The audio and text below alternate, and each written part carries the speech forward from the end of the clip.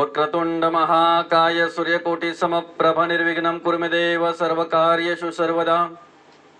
या कुन्देन्दुशारर्धवलया शुभ्रवस्त्राव्रता या विनावरदण्डमण्डितकरा या श्वेतपद्मासना या ब्रह्माच्युतशङ्करा प्रभृतिभिः देवे सदा वन्दिता।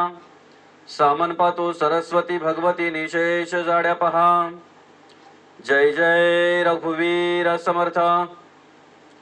पांडुरंग परमात्म्याच्या चरणी नतमस्तक होऊन श्री गणेशाला वंदन करून सर्व संतांना नमस्कार करून श्री सद्गुरु चरणी शिरसाष्टांग नमस्कार घालून आजच्या या सेवेच्या 114व्या भागाला आपण सुरुवात करत आहोत। आतापर्यंत आपण 113 भाग श्रवण केलेले आहेत। आजचा जो भाग आहे तो भाग क्रमांक 114। आपण दासबोध या ग्रंथावर विवरण घेत आहोत, चिंतन करत आहोत।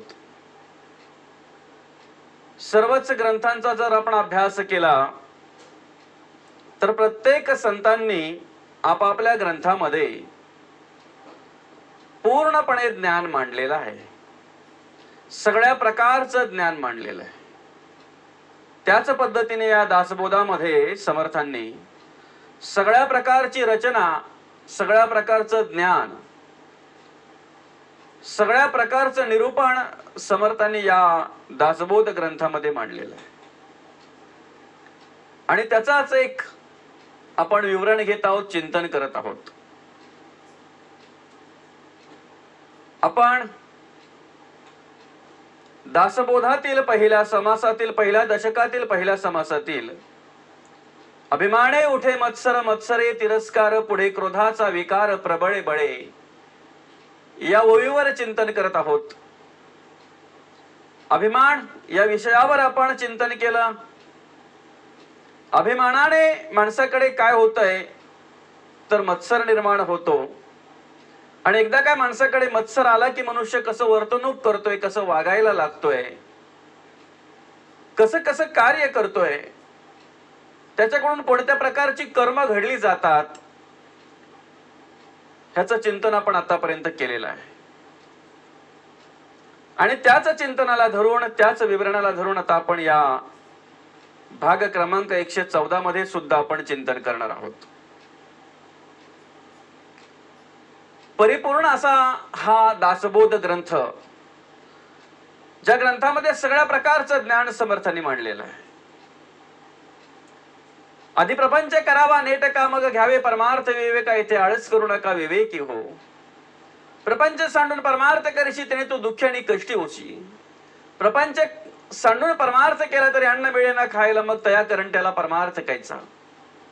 सगळ्या प्रकारचं ज्ञान, पहिली ती हरिकथा, दुसरे ते राजकारण, तिसरे ते सावधपण सर्वाविषयी, चौथा अत्यंतचे साक्षेपे फेडावे नाना आक्षेप, अन्याय थोर अथवा अल्प क्षमा करीत जावे।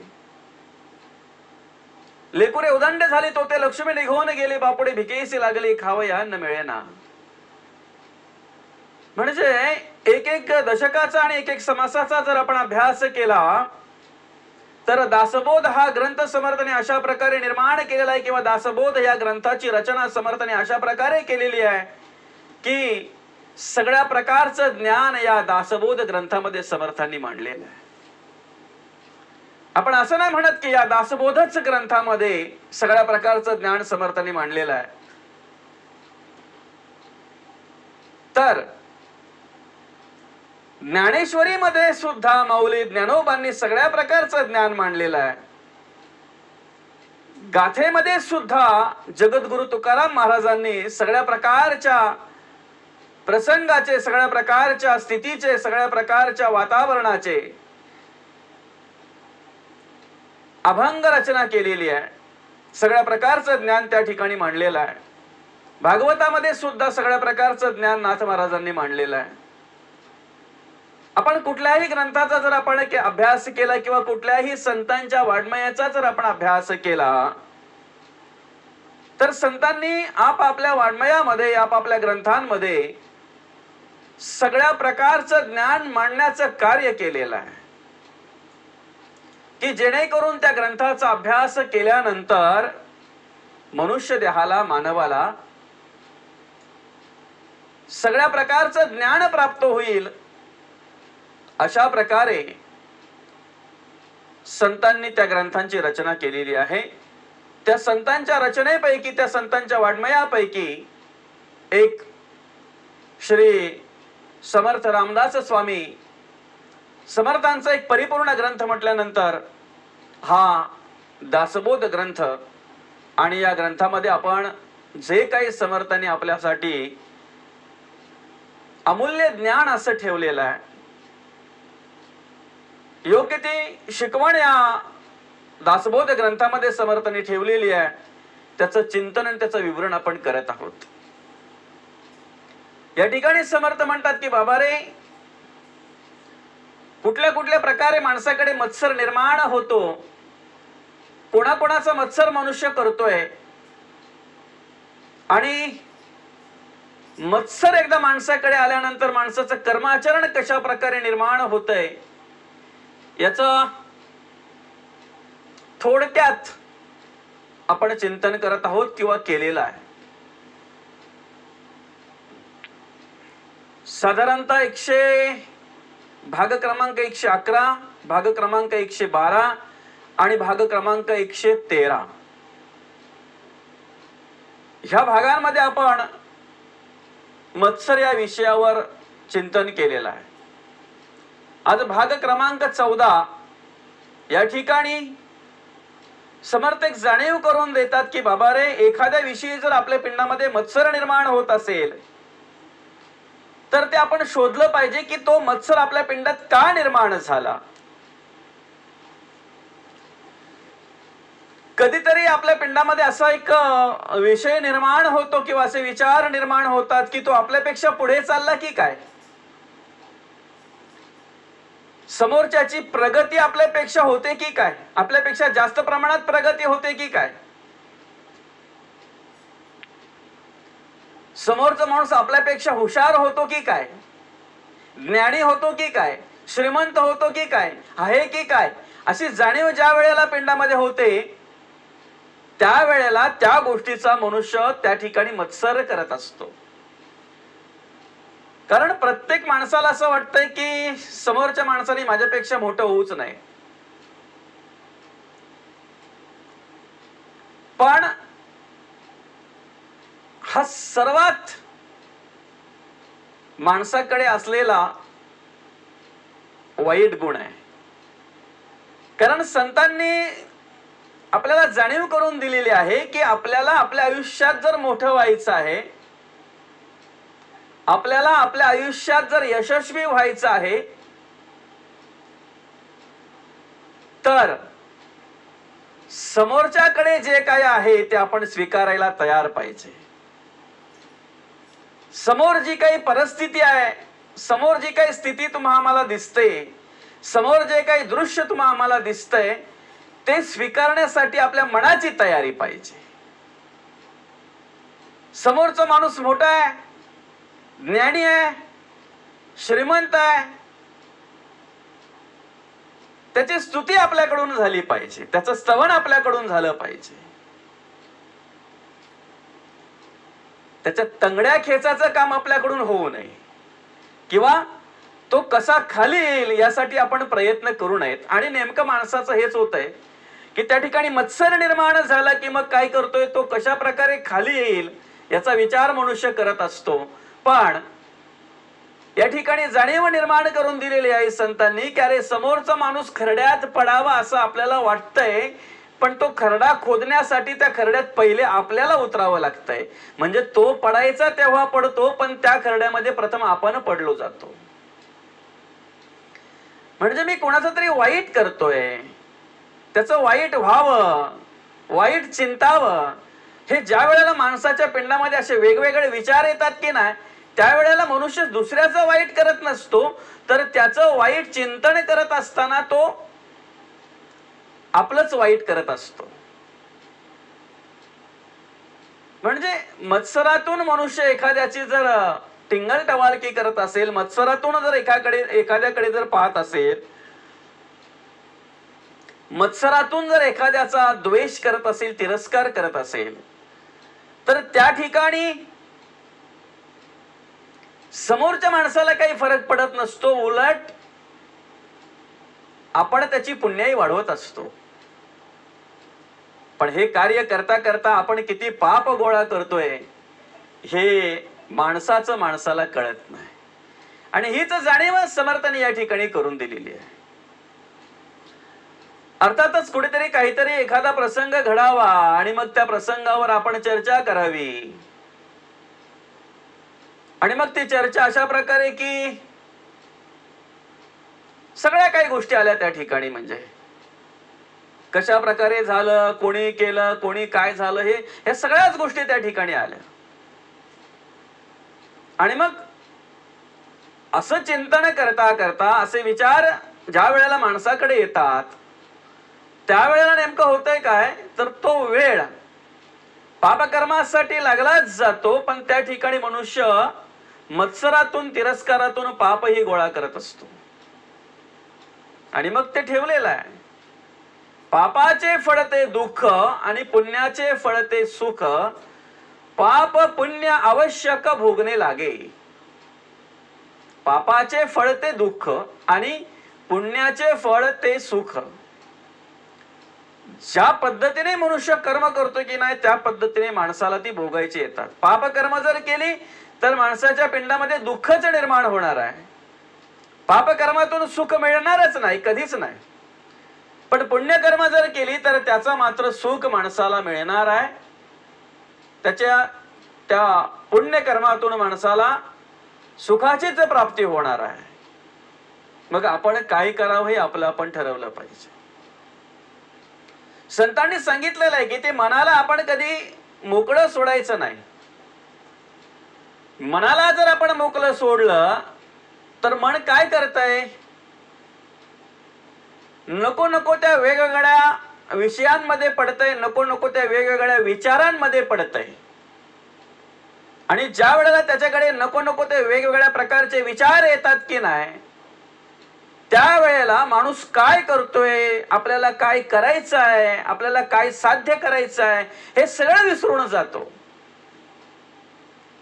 आणि तो एक विषयच नारायण होऊन जातो. तो एक विषयच त्या ठिकाणी त्या पद्धतीने त्याच्या पिंडामध्ये निर्माण होतो. म्हणून संतांनी जाणीव करून दिलेली आहे की त्या मनाला मोकळं ठेवू नका.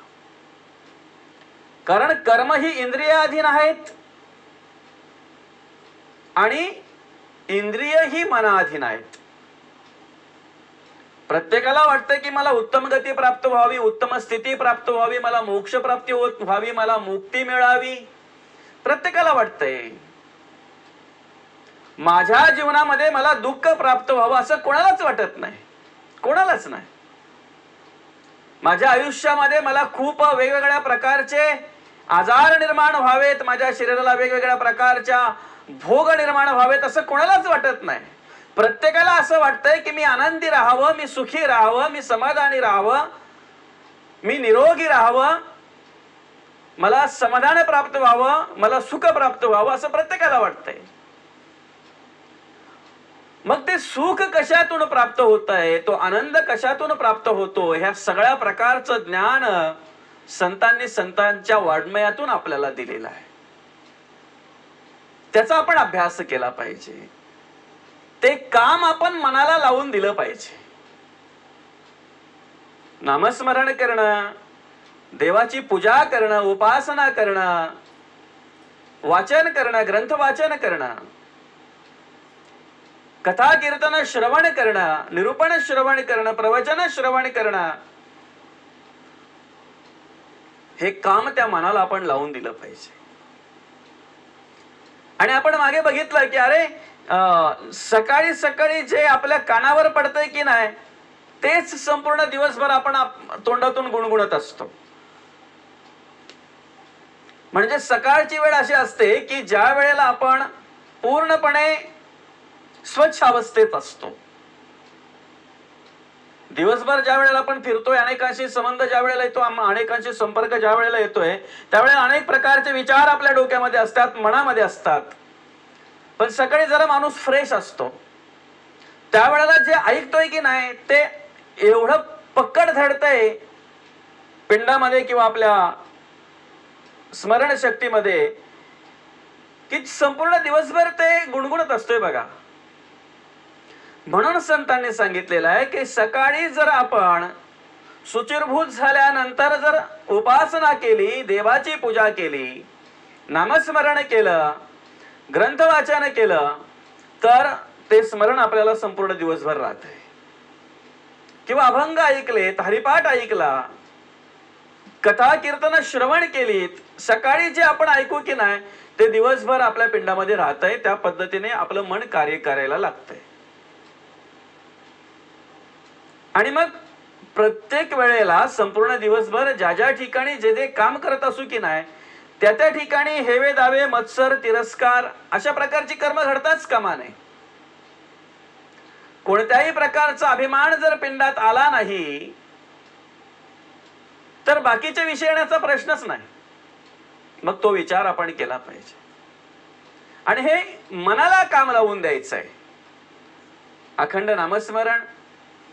एकदा ते इंद्रियांना वळण लागलं ना की त्यांना आठवण करून द्यावी लागत नाही. सहज ते नामस्मरण अखंड अखंड अखंड मुखामध्ये राहते. प्रत्येक काम करत असताना सुख दुःख उद्वेग चिंता अथवा आनंद रूप असता नामस्मरणे विना सर्वथा राहोची नये. नामस्मरणे विना सर्वथा राहोची नये. सुखात असो, दुःखात असो, उद्वेगात असो, एखाद्या प्रकारची चिंता निर्माण झाली, अखंड नामस्मरण करायचंय. समर्थ म्हणतात, अरे चिंता करण्यापेक्षा चिंतन कर. चिंतेतून काय होतंय? माणसाकडे नको ते विचार निर्माण होतात. चिंतनातून काय होतंय? किती मोठा जरी प्रसंग आला असेल, कोणत्याही प्रकारचं दुःख जरी समोर दिसत असेल तरी त्याला सामोरे जाण्याचं बळ, शक्ती त्या चिंतनातून प्राप्त होते. म्हणून संत म्हणतात चिंतन कर. अन्यथा त्या मनाला जर आपण मोकळं सोडलं ना तर ते तेच करत असते. हेवे दावे करणे, मत्सर करणे, तिरस्कार करणे, अभिमानातून वावरणे, अभिमानातून वागणे, अशा प्रकारचं ते कार्य करत असते. हे सकळ गुणापासी गती, सगुण भागे श्री भोगती, अवगुणास दरिद्र प्राप्ती यदर्थी संदेह नाही. गुणावर गती अवलंबून आहे. सुख प्राप्त व्हावं असं प्रत्येकाला वाटतंय, जीवनात आनंद प्राप्त व्हावा असं प्रत्येकाला वाटतंय, मी चांगल्या प्रकारे शेवटच्या श्वासापर्यंत देवाचा परमार्थ करावा, नामस्मरण करावं असं प्रत्येकाला वाटतंय. हे सकळ गुणापासी गती, मोक्ष प्राप्ती व्हावी, मुक्ती मिळावी, जे मला आयुष्यामध्ये साध्य करायचंय ते साध्य व्हावं, हे गुणावर आधारित आहे. हे आपल्या कर्मावर आधारित आहे. ज्या पद्धतीची मनुष्य आयुष्यामध्ये कर्म करतोय की नाही त्या पद्धतीचं फळ त्याला प्राप्त होत आहे. त्या पद्धतीची गती त्याला प्राप्त होते. ज्या पद्धतीचे त्याचे गुण असतात की नाही, ज्याप्रमाणे त्याचे गुण असतात ना त्याप्रमाणे त्याला पुढे गती निर्माण होते. मग अखंड जर पाहायला गेलं तर गुणावर जर गती आधारित आहे तर गुण किंवा कर्म ही इंद्रियाधीन आहेत. कारण कुठलीही गोष्ट जर झाली तर कर्म करताना इंद्रिय दिसतात, पण इंद्रिय मनाधीन आहे. कर्म करताना जर इंद्रिय दिसत असतील तरी ती कर्म न घडता ती कर्म कशी करावी, केव्हा करावी, कशा प्रकारे करावी, ह्या सगळ्या प्रकारची चालना त्या मनामध्ये निर्माण होत असते.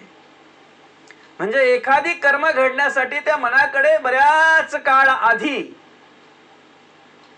ती चालना चालू असते, ते विचार चालू असतात.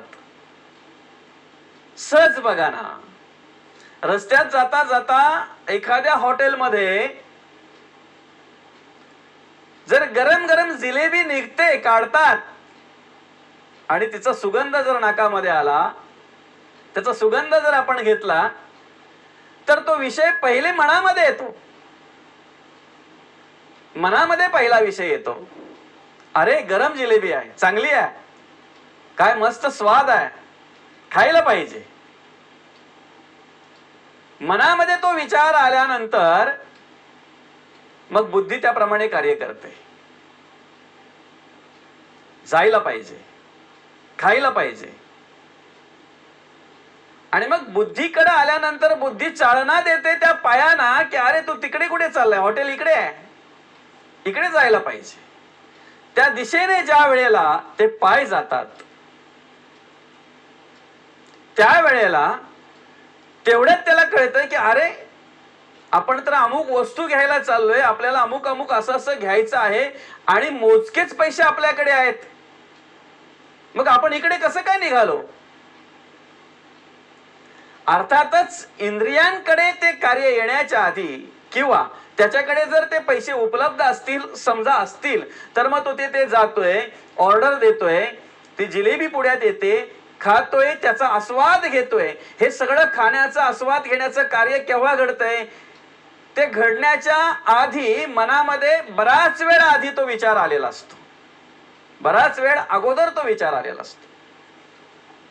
म्हणजे कोणतंही कार्य, कोणतीही गोष्ट, कोणतीही कर्म घडताना, कोणतीही कर्म करताना कित्येक काळ आधी मनामध्ये तो विचार आलेला असतो आणि मग तो विचार आला एकदा की मग तो मनुष्य त्यावेळेला मनामध्ये प्लॅनिंग करत असतो. मनामध्ये तो नियोजन करत असतो. ती गोष्ट कशी प्राप्त करून घ्यायची, ती गोष्ट आपल्याला कशी मिळेल, ती वस्तू आपल्याला कशी मिळेल, तो मनामध्ये काय करत असतो, नियोजन करत असतो, त्या प्रकारचं प्लॅनिंग करत असतो. आणि मग ज्या पद्धतीने त्या वस्तूपर्यंत आपल्याला पोहोचायचं आहे ना, मग त्यासाठी ती बुद्धी त्या इंद्रियांना चालना देत असते. पायाचं काम असेल तर पाय तिथपर्यंत, तोंडाचं काम असेल तर मग हाक मारणे, बोलणे, आवाज देणे, अशा प्रकारचा विषय त्या ठिकाणी होतो. हाताचं काम असेल तर हाताला चालना देतो, ती बुद्धी चालना देते. आणि मग ते कार्य त्या इंद्रियाकडून होताना आपल्याला दिसतंय, ते इंद्रियाकडून ते कार्य घडताना आपल्याला दिसतंय. आता संतांनी नेमकं काय केलंय तर ज्या वेळेला ते कार्य मनाकडे येतंय की नाही, ते मनाकडे येण्याच्या आधीच त्यापासून परावृत्त झालेले आहेत, अलिप्त झालेले आहेत. मनाकडेच येऊ दिलं नाही, त्या मनालाच शिकवण दिली, मना सज्जना भक्ती पंथेची जावे. त्या मनालाच शिकवण दिली त्या ठिकाणी काय, मना ठेवी जे अखंड लक्ष तेथे, प्रभाते मणी राम चिंतित जावा. नको रे मना द्रव्य ते पुढिलांचे, ही मनाला शिकवण दिली. ते मनाकडे विचार येण्याच्या आधीच मना पाप संकल्प सोडून द्यावा, मना सत्य संकल्प जीवी धरावा. त्या मनाला शिकवण दिली, त्या मनाकडे ते विचार निर्माण केले. नको रे मना द्रव्य ते पुढिलांचे, अति स्वार्थ बुद्धीने रे पापसाचे, घडे भोगणे पाप ते कर्म खोटे, न होता मना सारिखे दुःख मोठे. म्हणून मना, अरे बाबा तू सज्जन आहेस, भक्ती पंथेची जा, भक्ती मार्गाने वाटचाल कर. आणि भक्ती मार्गाने वाटचाल जर केली तर नक्कीच तुला यश प्राप्त झाल्याशिवाय राहणार नाही, जे साध्य करायचं ते साध्य झाल्याशिवाय राहणार नाही. माणसाकडे तो विचार मनाकडे येतोय, मनाकडे आल्यानंतर मग तो घर करतोय. बराच काळ झाल्यानंतर त्याच्यावर बऱ्याच प्रकारे विचार केल्यानंतर मनाने मग ते बुद्धीकडे जातं, इंद्रिय कार्य करायला लागतात. इंद्रियांकडून कार्य झाल्यानंतर, घडल्यानंतर माणसाच्या लक्षात येतंय की अरे हे कार्य त्याने केलं, हे कार्य त्याच्याकडून घडलं, अमुक अमुक चुकी अमक्या अमक्या माणसाने केली, अमुक अमुक अपराध अमक्या अमक्या माणसाने केला, अमुक अमुक अपराध अमक्या अमक्या माणसाकडून असा असा अपराध घडला. पण तो अपराध घडण्याच्या आधी, ते कार्य घडण्याच्या आधी, ती कर्म घडण्याच्या आधी मनाकडे बराच वेळ तो विचार होता. तो मनाकडे विचार येण्याच्या आधीच जर त्याच्यापासून अलिप्त राहिला असता, मनाने तर जर ते स्वीकारलंच नसतं तर ती कर्म त्याच्याकडून घडलीच नसती. संतांना या ठिकाणी हेच सांगायचं आहे की सुरुवातीला तो अहंकार, तो अभिमान मनाकडे निर्माण होतो आणि मनाकडे तो अभिमान अहंकार निर्माण झाला की काय होतंय, इंद्रिय त्याप्रमाणे कार्य करायला लागतात. बुद्धी त्या इंद्रियांना त्याप्रमाणे चालना देत असते, कार्य करण्यासाठी परावृत्त करत असते. म्हणून बुद्धी देणे भगवंताचे, बुद्धिविन माणूस काचे. राज्य सांडून फुकाचे भीक मागे. त्या बुद्धीला सद्बुद्धी करण्यासाठी सद्गुरु पाहिजे, संत चरण पाहिजे, संतांचं वाड्मय पाहिजे, संत संग पाहिजे. बुद्धी आणि सद्बुद्धी. म्हणून त्या बुद्धीच्या ठिकाणी जर सद्बुद्धी निर्माण करायची आहे किंवा सद्बुद्धीने जर कार्य करायचे आहेत तर ही जाणीव संत जी आम्हाला करून देतात ना, ती जाणीव आणि त्या जाणीवेची घडणारी कर्म, ती कर्म आपल्याकडून घडली पाहिजेत. संतांनी नेमकं त्या मनाला शिकवण दिलेली आहे की कोणते विचार स्वीकारायचे आहेत आणि कोणते विचार नाकारायचे आहेत, कुठे लिप्त राहायचं आहे आणि कुठे अलिप्त राहायचं आहे. अलिप्तपणाचा निश्चय बोलीला असेल, बघितलं आपण याच्यावर चिंतन केलं की कुठे माणसाने गेलं पाहिजे आणि कुठे जाऊ नये, कोणत्या विचारांचा स्वीकार केला पाहिजे आणि कोणत्या विचारांचा स्वीकार करू नये. कोणाचा मत्सर करावा? मत्सराचा मत्सर करा. वाईट गुणांचा, वाईट विचारांचा मत्सर करा, त्यांचा तिरस्कार करा. व्यक्तीचा नाही, माणसाचा नाही, कोणत्या प्राण्याचा नाही. जे आपल्याला अधोगती प्रत प्राप्त करतय ना, अधोगतीच्या दिशेने जे विचार आपल्याला नेतात ना, त्या विचारांचा मत्सर करा, त्या विचारांचा तिरस्कार करा. ते विचार आपल्याकडे नको, ते विचार मनाकडे येताच कामा नाही. त्यासाठी आपल्या पिंडात स्वाभिमान पाहिजे.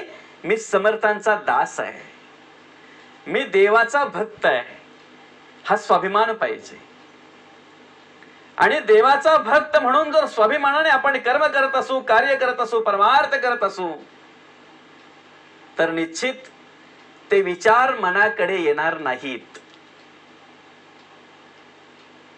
आपणही ज्या वेळेला एखादा विचार मनाकडे येतोय त्याच वेळेला तो कळला पाहिजे आपल्याला हा विचार चांगला आहे की वाईट आहे.